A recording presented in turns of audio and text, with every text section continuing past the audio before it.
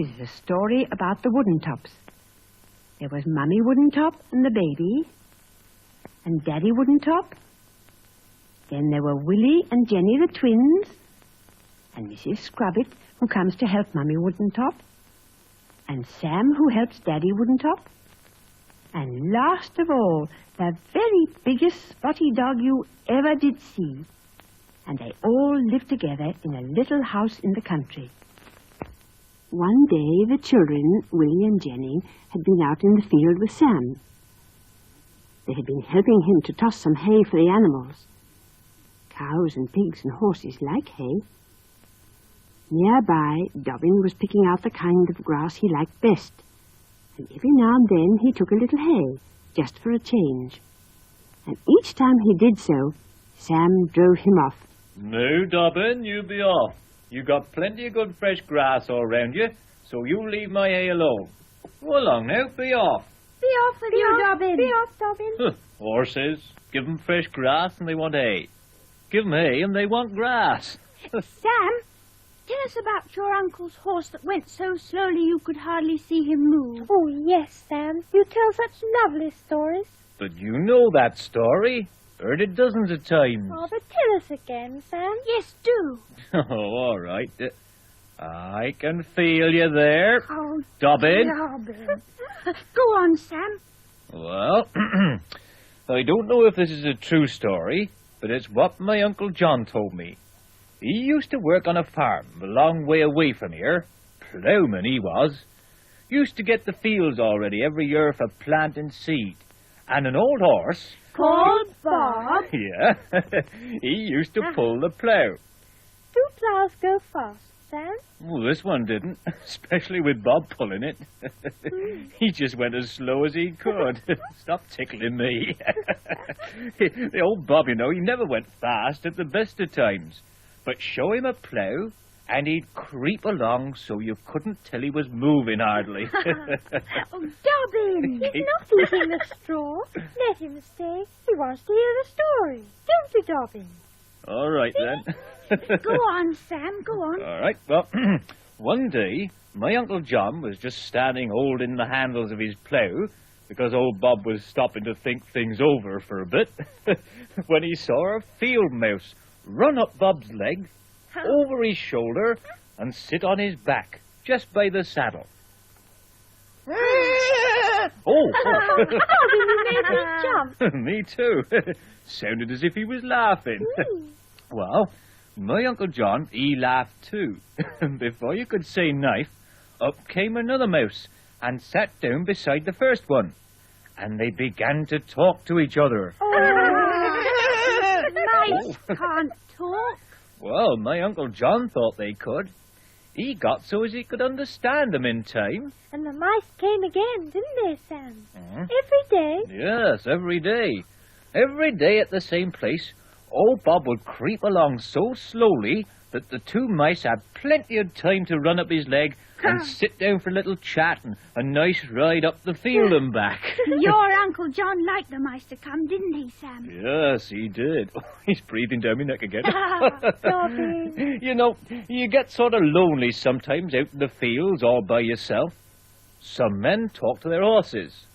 But it wasn't much use talking to old Bob, because he was asleep half his time. Dobby, isn't he funny when he laughs? Yeah. What happened then, Sam? Well, one day, when they came to the place where the mice got on, as you might say, only one of them came running up. Uncle John waited, and the mouse waited, and old Bob, he waited. That was easy for him, because he'd gone to sleep. Well, after a time, there was a little squeak somewhere down by Bob's foot. And there was the second mouse, calling out to her friend. What did she say, Sam? Oh, you know what she said. She said, I can't come for a ride up the field today, 'cause I'm in a hurry, so... I'm going to walk! Ah. Fancy a mouse going faster than a horse. Hello? Where's Dobbin? Hey, Dobbin. Dobbin, come here, lad. What's the matter, Sam? Well, Dobbin, he's lame. Oh. Must have lost a shoe. Here, boy, let's have a look. Oh, Dobbin. Come on, lift it up, What's boy. the matter, Sam? Come on, up, up. Oh dear, what a nuisance. Here, you young'uns, run up to Daddy Woodentop and tell him that I'll have to take Dobbin over to the blacksmith's. Oh, Sam, may we come too? Yes, if you like. Oh, God. I'll just fix it up good enough to get there. Hurry up now. You're slower than my Uncle John's horse. Quick, let's go and look for Daddy Woodentop. I know where he is, Willie. Well, let's hurry. Oh, look, there he is. Daddy! Daddy! Daddy Woodentop! Daddy Woodentop! Daddy! Ooh! Daddy! Ooh. So Sam fixed Dobbin's shoe on well enough for him to walk into the village to see the blacksmith. And by the time the twins got back, he'd nearly finished. Oh, there you are. Nearly ready. Does it hurt him, Sam? No, not a bit. Quiet now, boy. Oh, he just wonders why he's got to stand still, that's all. Steady there. Steady, boy. Whoa there, Dobbin. Good boy. Does he know he's going to have a new shoe, Sam? Well, I don't know about that, but he'll soon know when he gets it. But why does he have to have a new shoe? Oh, he's lost a nail. Look, that one there. Oh, yes. So the shoe's loose. It's worn, too. Look. So it is. Do all horses have to have shoes, Sam? Oh, no. No, not little uns. They only run about in the fields and play on the grass. That's soft, you see, and doesn't hurt their feet. But when they have to walk on rough ground or go on the roads like Dobbin, they need iron shoes. And if they didn't have iron shoes and had to walk over stones, they'd hurt their feet, wouldn't they, Sam? Yes, my dear, they would. Then they couldn't walk properly. I'd rather be a little horse and run about in the fields without any shoes at all. Like in the song.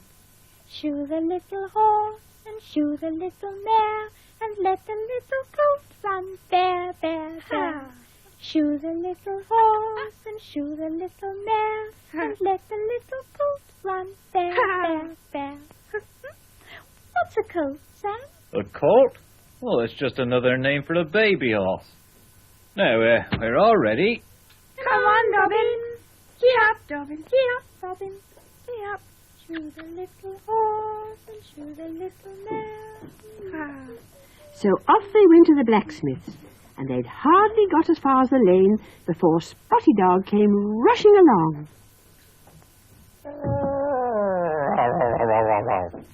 When he saw no one, he was quite surprised, and he was rather cross to think they'd all gone off without him. So he sat down on the grass and lifted up his head and began to howl.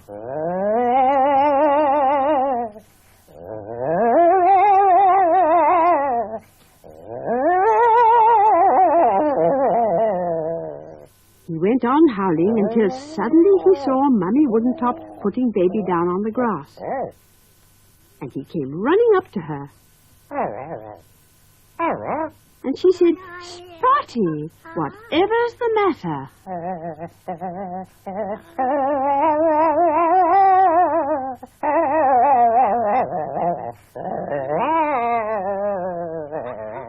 Oh, poor Spotty. Did they go off and leave you? Never mind. You stay here and look after Baby for me. There you are. Now, don't let him crawl away, Spotty. I shan't be long. Be a good boy. So Mummy Woodentop went away again, and Baby Woodentop began to shuffle after Spotty. And then Spotty pretended to hide and went behind the box.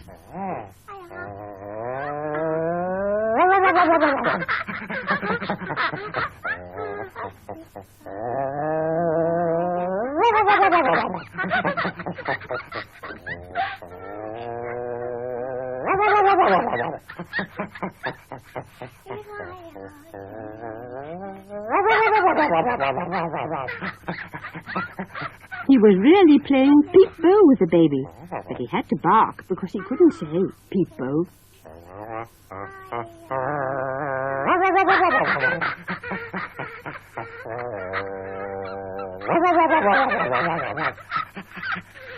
Then Baby Woodentop thought he'd like to hide, and he started off as fast as he could go. But Spotty ran round and stopped him from going too far. So the baby turned another way. But it didn't matter which way he turned, Spotty Dog was always there to stop him from getting lost.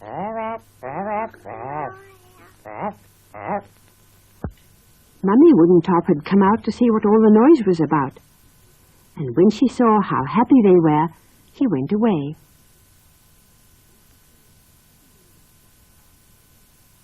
Spotty Dog thought it was time to have a rest, so he sat down and began to sing to the baby in a doggy sort of voice. And this is what he sang. There was a poor dog and they left him alone. They didn't so much as leave him a bone. Poor Spotty Dog, poor Spotty Dog. They all went away and left him alone.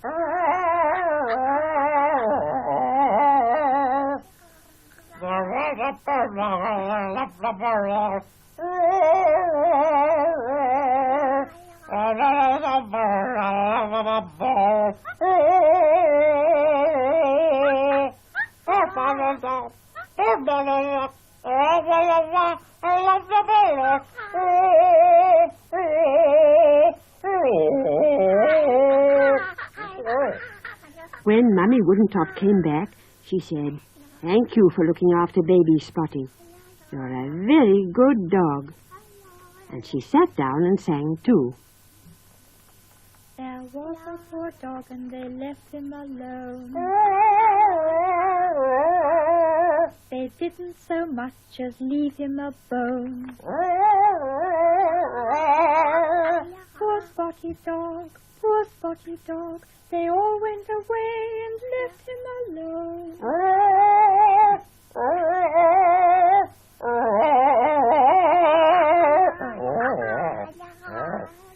Then Mummy Woodentop stayed and played with Baby and Spotty. "I can see you, Baby. There you are. There's Baby Woodentop. Cooey, Baby.